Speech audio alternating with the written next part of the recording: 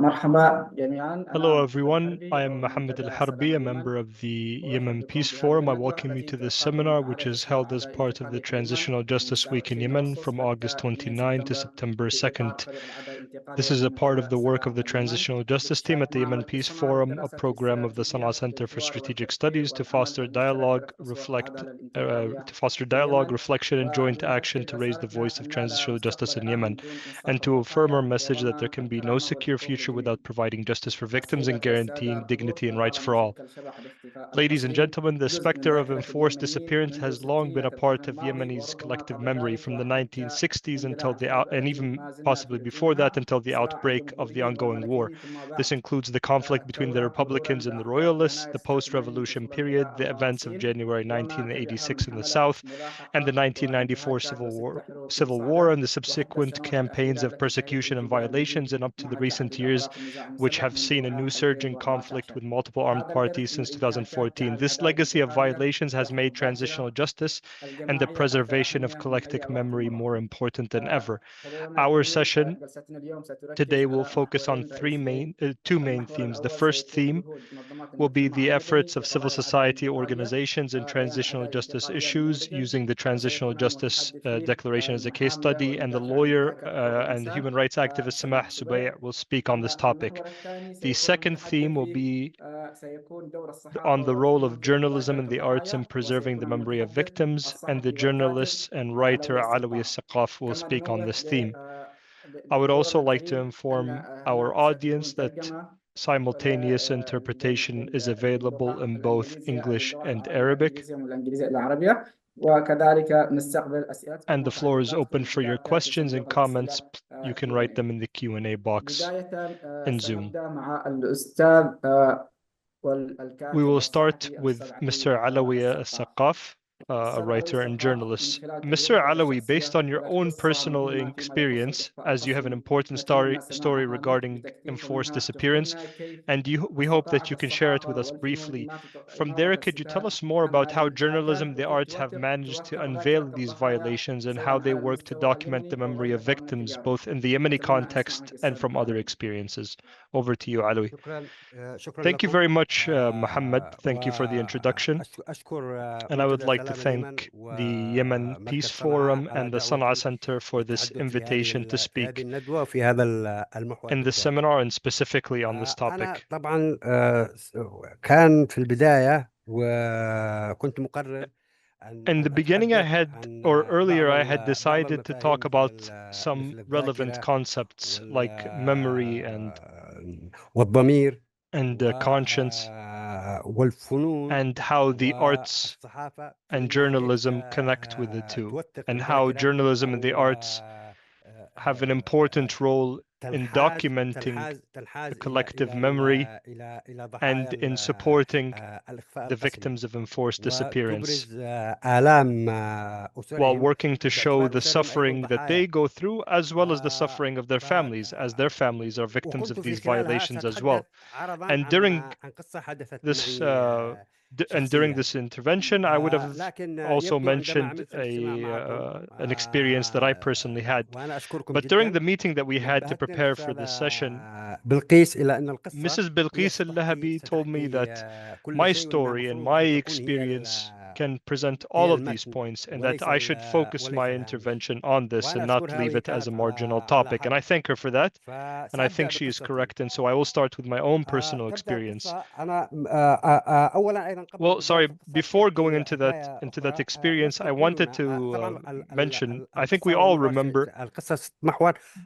the experience that I will present will primarily be focused on victims in both of the countries that made up Yemen before unification, the north and the south, and how this continued up until 2007, and then how it shifted in 2013. And I think these 2 years, 2007 and 2013, will become clear why I chose them during my intervention. The experience that I wanted to start with, in 1999, in 1990, while all of us were very happy about unification of North and South Yemen, I remember the speeches given by both Alis, Ali Abdullah Saleh and Ali Salim al-Bid at the time, and there was significant grassroots support, and there were many people who had gathered, and both of the leaders were speaking very excitedly.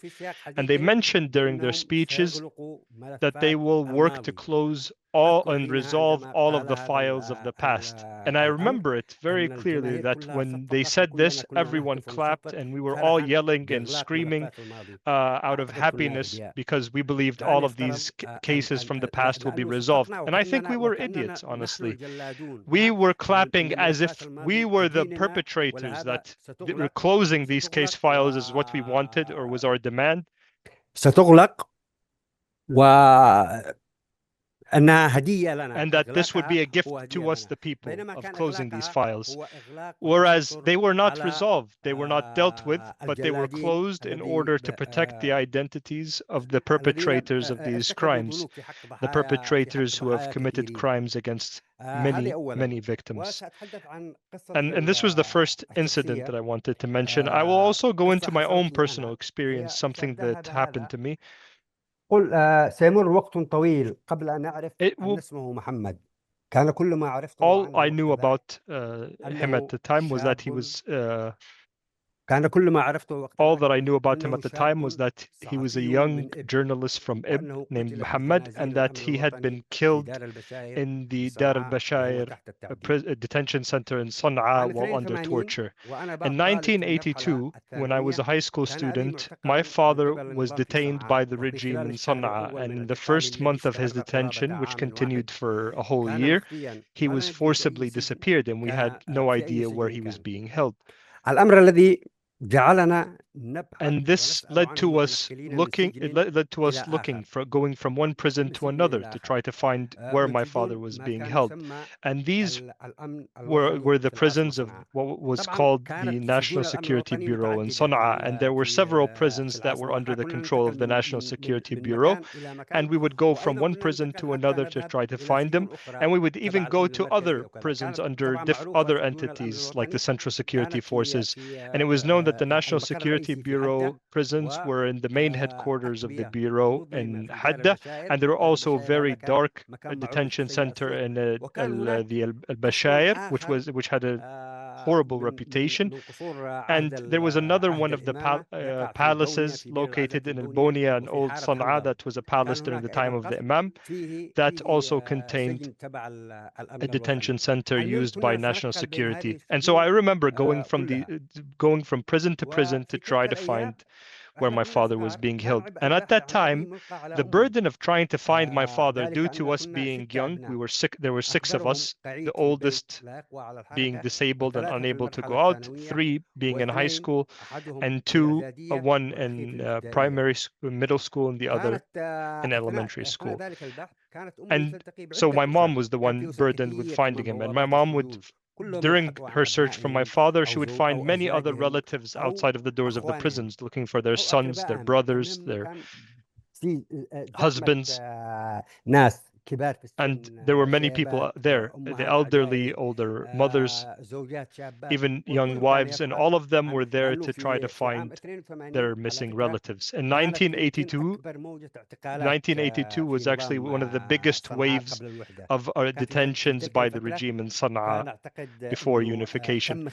And at that time, they had been able to infiltrate the leftist parties by the regime, and they were able to arrest members of these parties in all of the main cities. Among those families who were looking for their relatives was a family from Ib who were looking for their son who had been detained.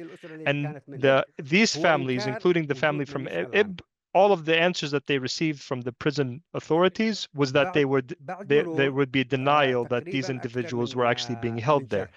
And after more than a month, and after discovering that my father was being held in the Dar al-Bashair detention center, we were actually one of the lucky few that were allowed to visit him. After a few days, my father was transferred to the central prison, and in the central prison, things were a lot better. Whenever we would see my father, he would not be shackled, because when we would visit him in Dar al-Bashair, all of the detainees were shackled and chained, and it would be tied all the way up to their necks using a rope. أبي استخدم يبدو هو كان يلبس كرافته استخدم And كرافتته في my father, because he used to wear a tie, he would use his tie to try to decrease the load. And during our visits to him, من حمل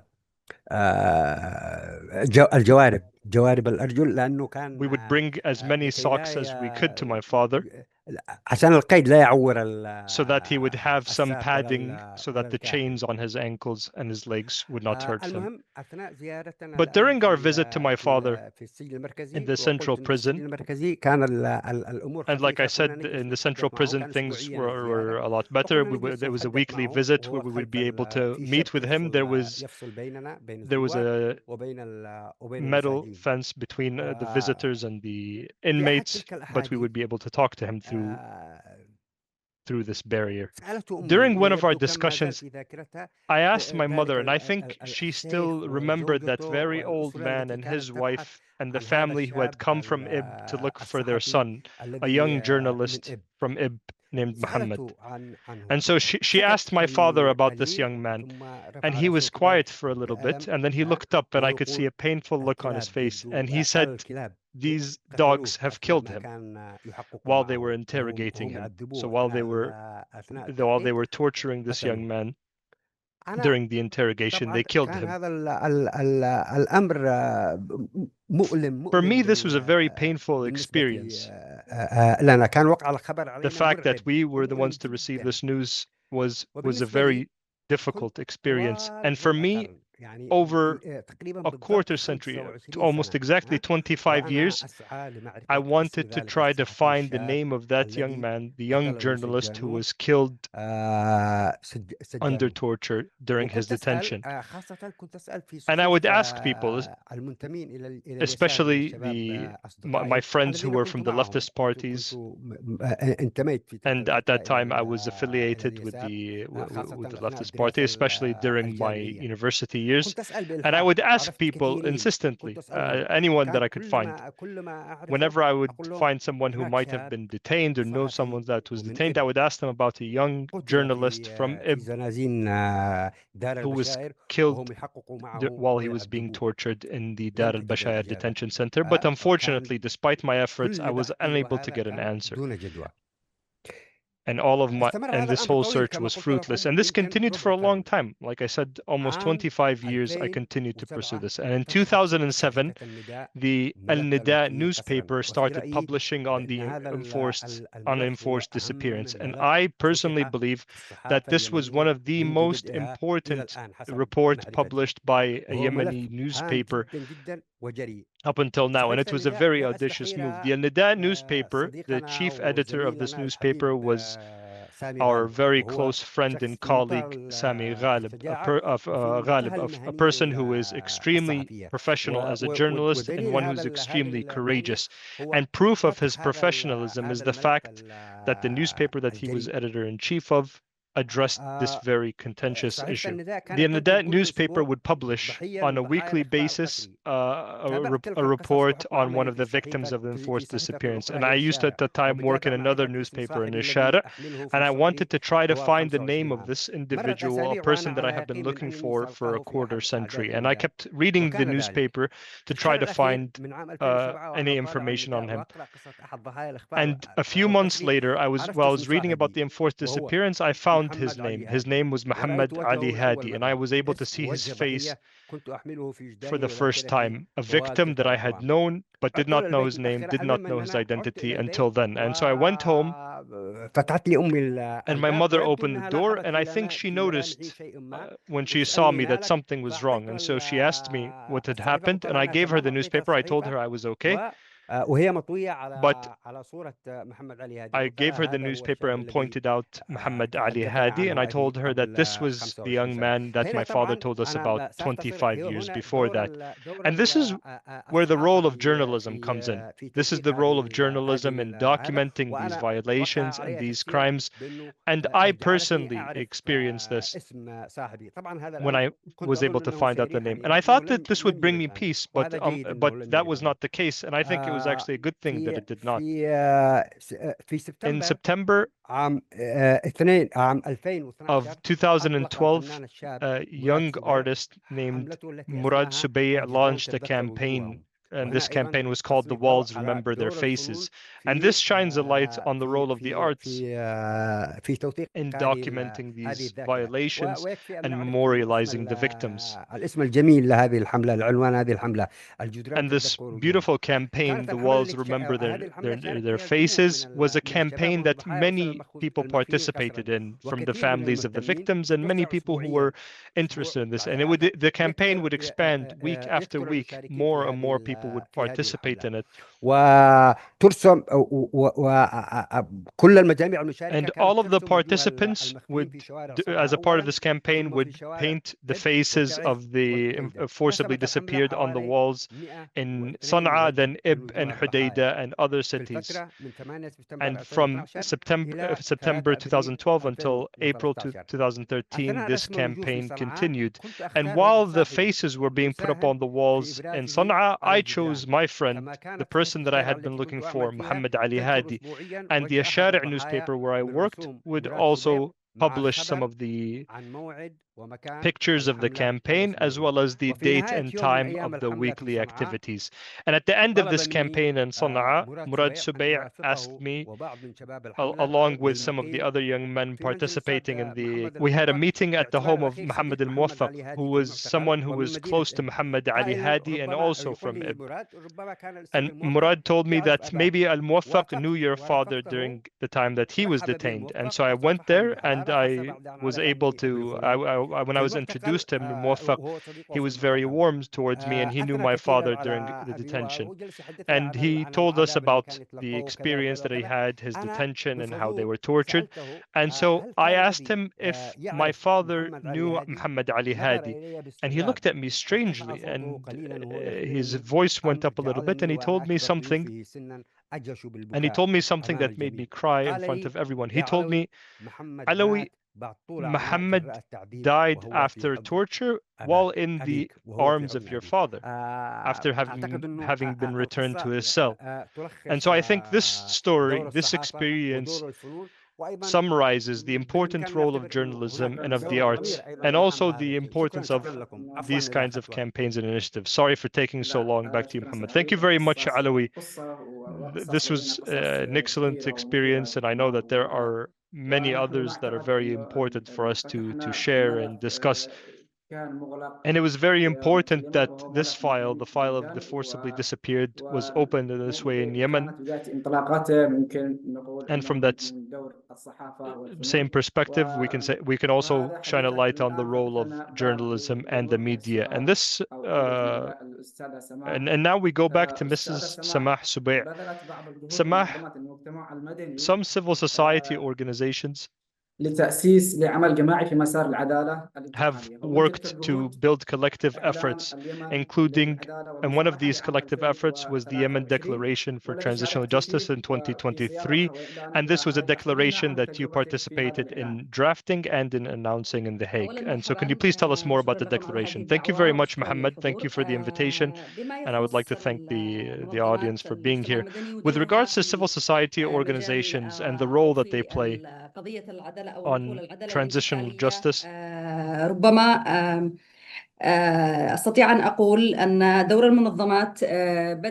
believe that the role of civil society organizations on this issue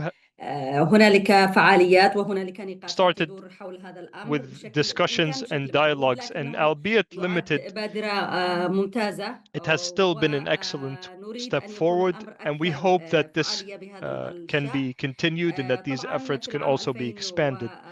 In 2023, specifically on the 26th of July, there was a very important statement that was issued by more than 40 Yemeni civil society organizations, and all of them worked collectively to issue this declaration. And the declaration was meant to ensure that there would be just and equitable transitional justice for all of the victims of violations in Yemen. I believe that this was an excellent step, as it works to instill the concept of transitional justice. One of the challenges that we face in Yemen whenever we discuss transitional justice, as it is a relatively modern concept, not because we're relatively new to conflicts, but unfortunately, whenever there are any discussions,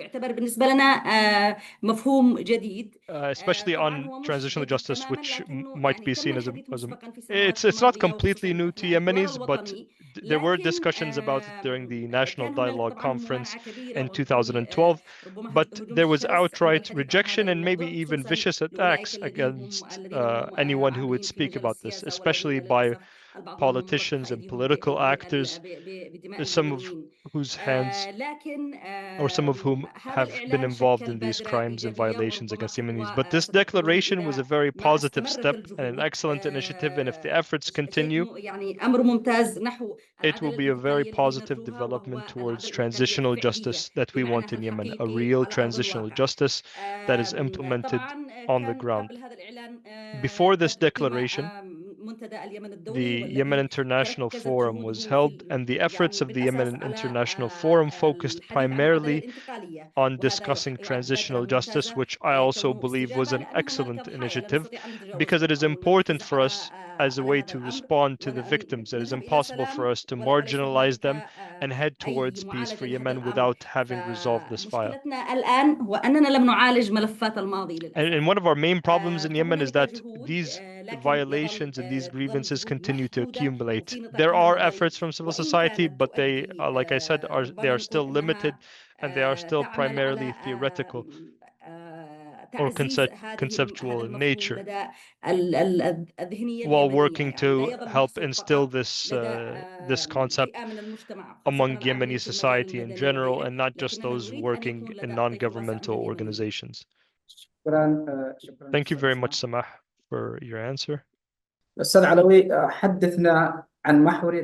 Alawi, can you tell us about the importance of journalism in the arts in memorializing victims, and if you could do this briefly, please. شوف هو كما قلت في السياق, as I said earlier, أول صحيفة the first فتحت هذا الموضوع newspaper that discussed this matter was the Al-Nida newspaper.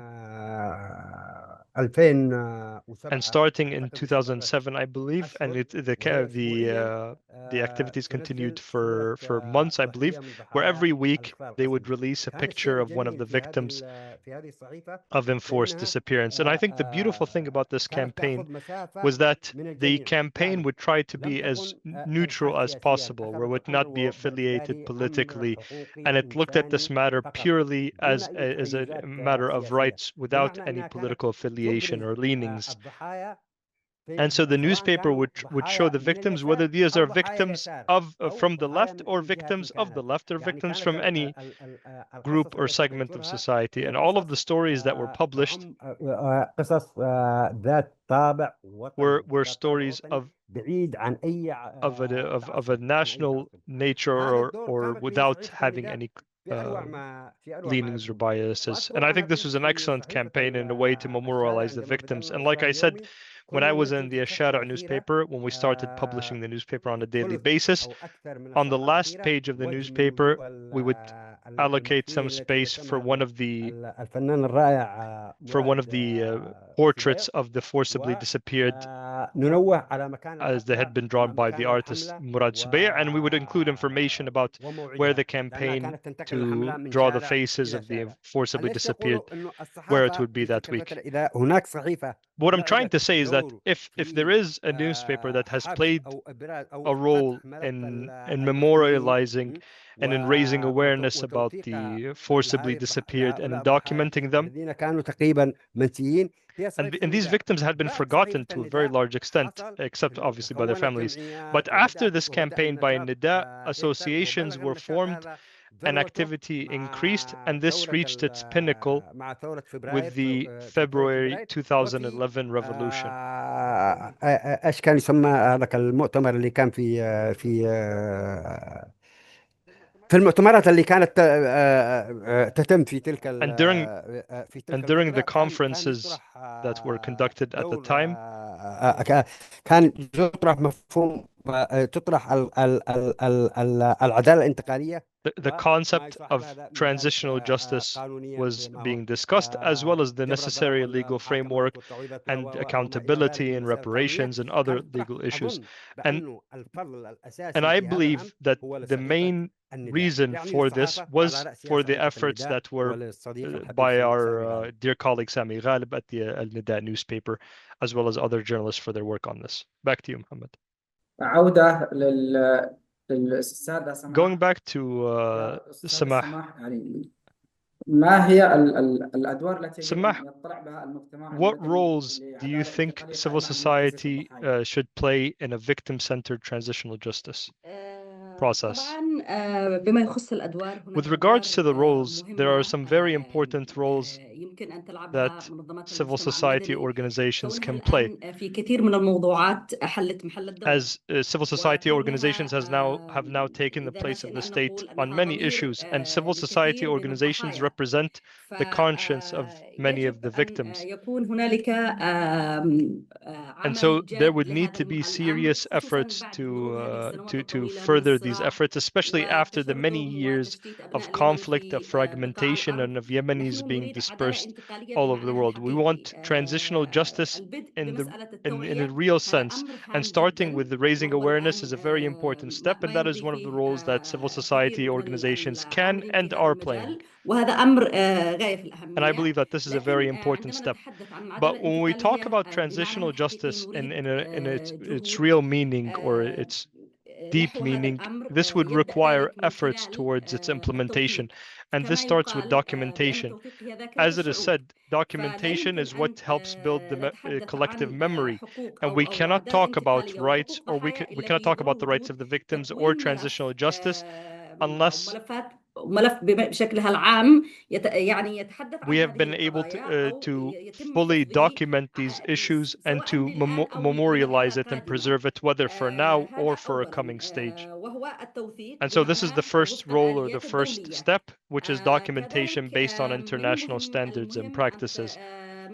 Secondly, it's also important the role that civil society organizations play in training and building the capacity of personnel in different aspects, including, for example, lawyers, human rights activists, and others working on this field. It is important that we have a specialized cadre that are trained, and not in the way that is being provided now, where these trainings are being provided for a few days or a few weeks, and then things end. We need the training and the capacity building to follow a methodology, a clear methodology, so that it can be fruitful. Local Yemeni civil society organizations can also coordinate to establish a fund to help provide reparations to the victims. And if we can pursue accountability, and if we look at this from the legal perspective in Yemen, this will be very difficult, and it will require Yemen first ratifying certain international conventions, and this will require significant funds. But if that is not possible, we must at least work on providing reparations to the victims and restoring their rights. There are people whose property, for example, was confiscated, their homes, their assets were taken from them, and there are others who were displaced from their homes or from the areas that they resided in. They were forced to leave. There are also the people, most of whom are civilians and who have been detained or abducted, but are being negotiated as a part of the prisoner exchange file, unfortunately. And they're being treated equally to those who were captured on the front lines. Usually in local conflicts or internal conflicts, these are not called prisoners, they're called detainees, and then the third additional protocol of the Geneva Conventions applies to them. And why is this important? Because when we talk about prisoners of war, if they're treated as prisoners of war, they lose a lot of their rights. There are civilians who were included and they were exchanged, but they will lose out on the rights if they are part of a prisoner exchange deal. There are many other issues. There are the issues of those who have been forcibly disappeared. And here, at least at the very basic level, we must work towards providing reparation while also working to, for example, establish a day for Yemeni victims, and that this would continue even after the conflict ends. Based on what I've seen from different experiences, including the Rwandan experience, which was much more violent and brutal than the Yemeni conflict, but they were able to find solutions for it because they had the will. And that is the real problem that we have in Yemen. There is no real will to deal with it. Everyone is benefiting from the conflict. But we, as civil society, we who have this conscience need to do everything we can and take the steps that we can without continuing to remain in the theoretical aspect of it. There are cases that can be submitted individually through the UN special reporters. And as a lawyer, I know that there are difficulties and it's not easy, but if we all work together and if we work selflessly for the rights of the victims, I think that this is something that we can achieve. And we can agree to very serious work that we can do together, like Rwanda, for example, or even Kenya. What was done in Argentina, for example, where there were 35,000 individuals who had been forcibly disappeared, and they tried to preserve the rights of the victims by establishing a day for the forcibly disappeared. And the August 30th being the day of the International Day of the Forcibly Disappeared was primarily due to Argentinian efforts. And I know that we have many issues that we've been working on, but we must try to expand and further develop it and the role that civil society can play. There's also the issue of monuments to memorialize the victims, and all of these steps are steps that can start now. Yes, awareness raising is very important, and it's also very important to clarify what exactly justice means in this context, because there's a lack of understanding on many levels when it comes to this. And I think in many cases, the differences that we have are not at the core of the topic. It's not important for us to focus solely on discussing the terminology or what terms will be used. There need to be real practical steps that are taken. Thank you. Thank you very much, Samah. We have some questions from the audience. There was a question from Marwan Al-Shaybani in which he says, how do what do victims in Yemen think about the steps of transitional justice and resolving these issues? And do they believe that these measures can help restore their trust in the state, and that there would be non-repetition of these violations? Over to you, Samah. Thank you very much. Yeah, this is very important, and revealing the truth is one of the most important ways or one of the most important measures to be implemented with these files. For many of the victims who had passed away while under enforced disappearance, we won't be able to bring them back to life, but at least revealing their fates, where they were being held and where they are now. The families of these victims want to know what happened to their children. One of the most famous stories that we have to illustrate this point is what happened to Al-Qirshi, who was forcibly disappeared decades ago, and his family still does not know what happened to him. And one of the most famous journalists who are still forcibly disappeared is Wahid Al-Sufi, and no one knows where Wahid is being held, and we don't see that there is sufficient focus or even interest in his case. And for these victims, it's important for their fates to be revealed. And this is one of the most important components of transitional justice.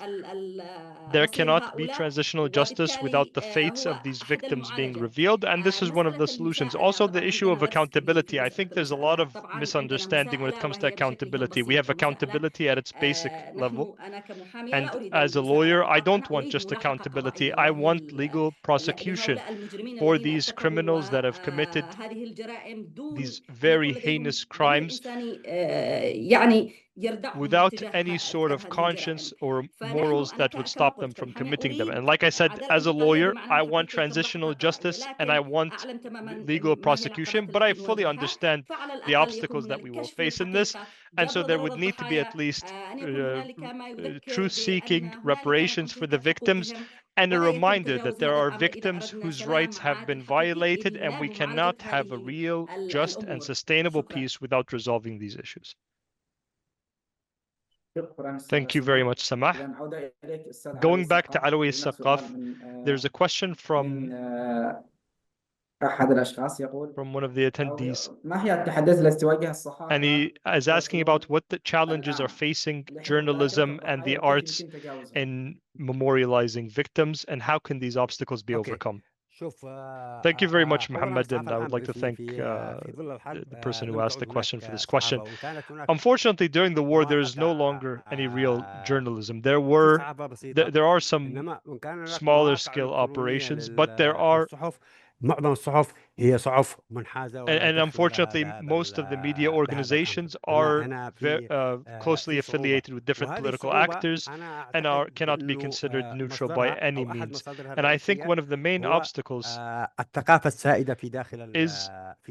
the culture that we have in Yemen.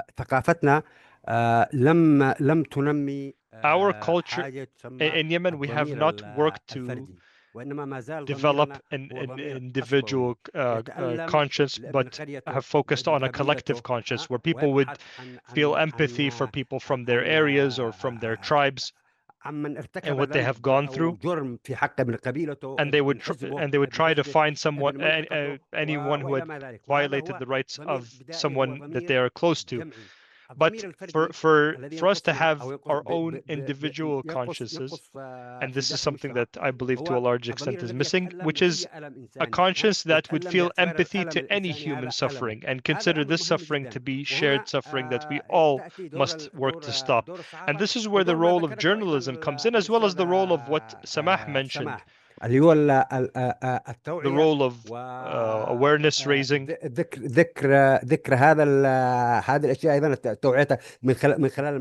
memorializing the victims. This can be done through monuments, through school curriculums, and through days for memorialization. And memorialization in this context is all of our duty. It's our moral responsibility. There cannot be a democratic future in one where people are respected as civilians. This cannot be achieved without transitional justice. This cannot be achieved without uncovering the truth and revealing the fates of these victims. This will help decrease the burden to a large extent and help us move forward to a democratic future. But I would like to reiterate that there cannot be democracy and there cannot be equality without transitional justice. Thank you. Thank you very much, Alawi. There is another question for Samah from Marwan Al-Shaybani. And he asks,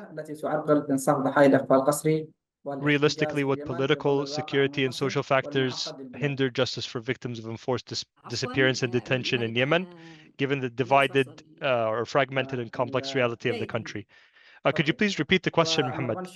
Marwan Al-Shaybani asks, realistically, what political, security, and social factors hinder justice for victims of enforced disappearance and detention in Yemen, given the fragmented and complex reality of the country? Yeah, unfortunately, this file, especially the file of the forcibly disappeared, this is a crime. This is one of the most heinous, if not the most heinous crime. And for Yemen, there are many challenges. يعني متعلقة باتفاقيات نحن لم نوقع على one of these اتفاقية challenges is that الأشخاص Yemen has not الاتفاق القسري ratified كانوا certain هنالك conventions حديث or وكان ربما agreements كانوا like ذاهبين the إلى Convention to ما protect نسميها from enforced المصادقة على هذه disappearance. There were الاتفاقية efforts لكن حال ذلك to ratify this الأمر convention, دون but المصادقة عليها unfortunately the process كون was never العاملين completed أو نقول السياسيين because the political خايفين من actors هذا الأمر all felt that they كثير would منهم have a للأسف responsibility. متورطين Many في of the انتهاكات political وهذا actors كان are involved in these violations. نقول الذي جعلهم And so يعارضون this is مثل هذا what led الأمر to them opposing any steps فلذلك to نحن ratify the نحتاج convention by إلى Yemen. كثير من العمل ولذلك And أقول أن so هذا هو we الذي need, there are حاليا many يقع على steps عاتق that are المنظمات needed. And المجتمع this is why المدني I said that this is وكل the العاملين ومن responsibility of صحفي civil وكل society, الموجودين من صحفيين من including حقوقيين journalists, محامين including أبناء lawyers, human المجتمع rights اليمني defenders and ككل activists, all الضحايا Yemenis, كذلك as well as the victims. يعني العمل والضغط على أن تكون العدالة الانتقالية And their نحن نحتاج responsibility إلى is to مصادقة pressure على هذه towards الاتفاقية transitional وهذا لن justice. يحدث It's important for للأسف Yemen إلا to في وجود ratify دولة this agreement, بكامل and this will only be مؤسساتها possible if we have a state and state institutions الملاحقة are present. القضائية كذلك Also, نحتاج إلى for هذا legal الأمر prosecution, this فمثلا is لو something جينا else نقول that إن would be إحنا needed. نريد ملاحقة And قضائية so if we نريد say that أولا we want أن تكون هنالك legal مصادقة على هذه prosecution, we الاتفاقية would كما first قلت need to have ومن ثم ratification of تحريك this القضاء agreement and الوطني then فلا تتحرك مثلا محكمة الجنايات operationalization of الدولية إلا بالتحرك the القضية أمام national القضاء المدني Yemeni اليمني ومن judicial ثم في system. حال هنالك أمر بأن لا يتم المتابعة And تحال then هذه if there are القضايا cases that لكن would كما need قلت further هنالك follow-up, they وسائل can be أخرى referred to international courts. But وهي there are other وكمان methods, and they are بينما يسمى also بالقرين complicated. We have الخواص the UN هؤلاء special الذين reporters, ممكن for يتم example, من and خلال these special عمل reporters, وهو يحتاج إلى جهد and this would جبار require من significant العاملين في efforts هذا المجال from لتحريك بعض the القضايا individuals وتقديمها working in this بشكلها field so that المستقل they can prepare these case وهذا files and submit them ممكن individually. يتم وأن كان في هنالك صعوبة لأنه في كثير من الحالات عندما حركت كثير من القضايا يا أما In many تدخل cases, عبر when مجلس these الأمن بإصدار قرار files وهذا أمر were pushed صعب forward, this طبعا could be done بالنسبة لليمن through ربما a Security Council الأمر resolution, الآخر which would كما be قلت very difficult for المصادقة Yemen, and also by والأمر Yemen الثالث هو ratifying these تحريك هذه conventions. القضايا هنالك And the القرار third الخاص step, like I said, is working بالمختفيين قسرا through the UN يمكن من special reporters, خلالها like the إذا special وجد reporter on الضحية the في إحدى forcibly الدول disappeared. المصادقة على And if the اتفاقية victim is روما in والتي هي a country الأساس that has نافذة ratified الجنايات the Rome الدولية statutes وكان of the مثلا وجود ICC, هذا المنتهك في تلك and if الدولة the يمكن perpetrator ذلك was نعم in one of the لكن countries هنالك there, this صعوبة could be possible, فلذلك but there عندما are أقول أن difficulties in هنالك pursuing this path. بالنسبة لنا في الأمر شوية And معقد like I know يمكن the تحقق complications العدالة or the الانتقالية difficulties من that we خلال face, but we can say الاعتراف that بأن هنالك transitional ضحايا justice, the first step would التحقيق need to be recognition of the victims إعلان يوم and لهؤلاء also الضحايا هذا establishing a نوع day for the يعطي نوع من victims. And التعويض this would help give them a بضرر هؤلاء form of الضحايا reparations التعويض or إنشاء compensation. صناديق من Also خلال establishing funds العمل مع الفاعلين through الدوليين work with في قضية international اليمن actors involved in Yemen. وتعويض على الأقل حتى And تلك القضايا ولو كانت مختارة للأسف يعني we لأنه لن there يتم could even be a كوننا لم select نستعد number of لهذه cases. المرحلة Unfortunately, because we have نحن not done نريد enough to توثيق prepare التوثيق for ثم this period, التوثيق هو the الذي less we prepare, يحفظ the more لأي difficult it ضحية will be. حقه But the issue وهذا of الذي أستطيع documentation أقوله وشكرا is very important, and it is a role that can be played now. Thank you. أستاذة سماح Thank you very much. عفوا ولو بدقيقة. Thank you very much, هنا Samah. سؤال Samah, من there's شان another يوسفي question صحفي from ومختبر Hisham سابق بالسجون في Yusufi, جماعة who is a الحوثي. journalist and someone who يقول had ما been الدور الذي ينبغي أن imprisoned يقطع by the عليه Houthis. الضحايا He أنفسهم asks, بصياغة آلية what role العدالة do victims والحقيقة themselves والجبر، need to وما هو play الدور التكميلي والفاعل الذي يمكن أن تؤديه in منظمات المجتمع pursuing المدني transitional justice, and لضمان what أن لا complementary تختزل role can civil العدالة society في organizations القانون play فقط، so بل that أن تشمل justice أيضا is الجانب not just الإنساني from a legal والحقوقي. perspective, but also covers the لو سمحتي humanitarian تجيبي على or the human هذا and the human rights التساؤل بدقيقة. dimensions. Could you please answer this بالنسبة question in للضحايا يجب less than a minute if you can? انخراطهم في هذه With regards to the المسألة victims, it's فالعدالة important الانتقالية for their دون أن يكون involvement. There الضحية cannot be طرف أو transitional جزء من justice هذه without العدالة victims being a بمعنى part أن of it, يكونوا meaning that يتم على الأقل there would have هنالك to be بحسب ما اعترف at least بعض from what I've التجارب seen from أن other الضحية جزء من experiences, هذه that يتم تدريبهم victims would be هنالك a part of من this process يتم and its معالجة design. They would be provided, مثلا for example, with training, they would be provided with the necessary psychosocial support. They could be given, for example, trainings, and so that, and that's from the moral support that can be given to them. When it comes to reparations, this would require an accountability. This would require legal case files. Civil society organizations can do a lot, and it's important for them to work on documentation, but then also continuing to remind everyone of the importance of transitional justice and awareness raising. And it doesn't have to be done on an annual basis. It could be done more regularly or through any other format. But I think this will help everyone understand what exactly transitional justice means. What it means at the end of the day is that there are rights that were taken from these individuals, and it's important for them to be restored and for the violations to be recognized and for the victims to be recognized as well. Thank you. Thank you very much, Samah. There's another question that is directed to you and to Alawi Al-Saqqaf.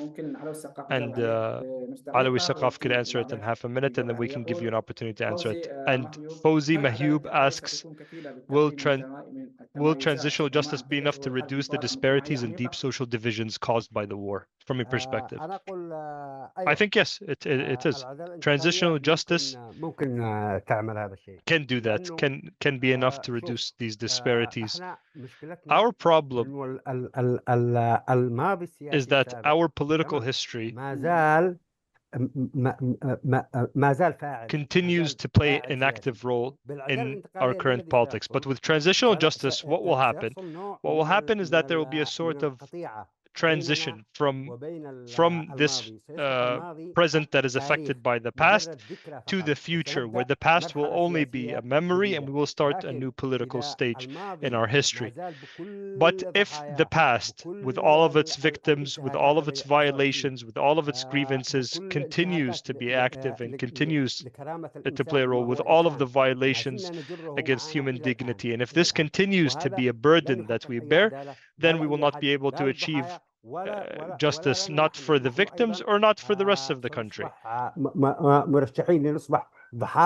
And the scope of the victims will continue to expand. Any individual without transitional justice can be a future victim, because these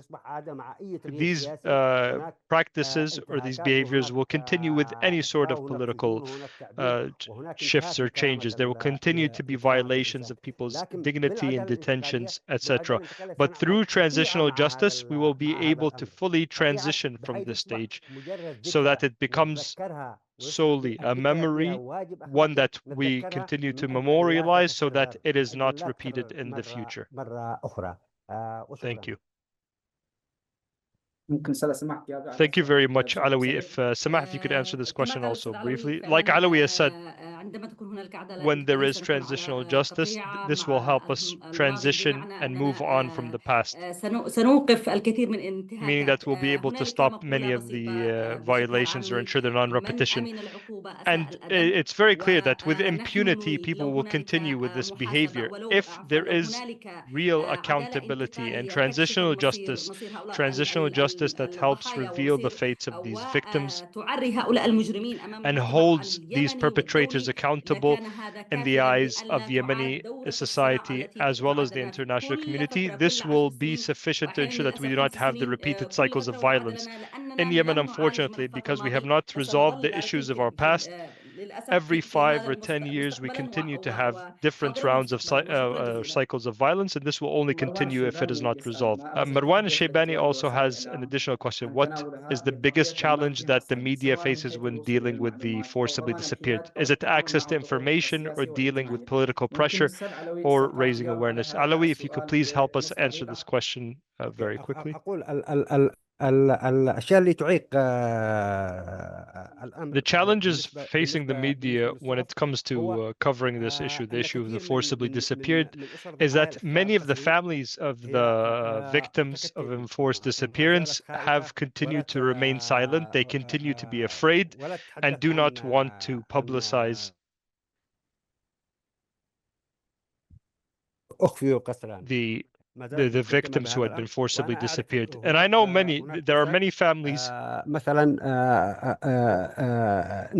So, for example, the women who have been forcibly disappeared, and their families do not want to present these cases to the media or to the art campaigns like the campaign run by Mohammed Subay. And this is one of the social challenges that we face. Another challenge is that the authorities أيضا لم تفتح الملفات the authorities or state institutions have not fully tried to resolve these files or allowed the media to address these matters. I believe that these two challenges are the biggest challenges that the media faces when dealing with, when the media or the arts try to address the problem of enforced disappearance. فن الشوارع الذي ابتدعه الرائع مراد, whether it is coverage by journalists or through innovative art campaigns like the one by Mohammed Subay.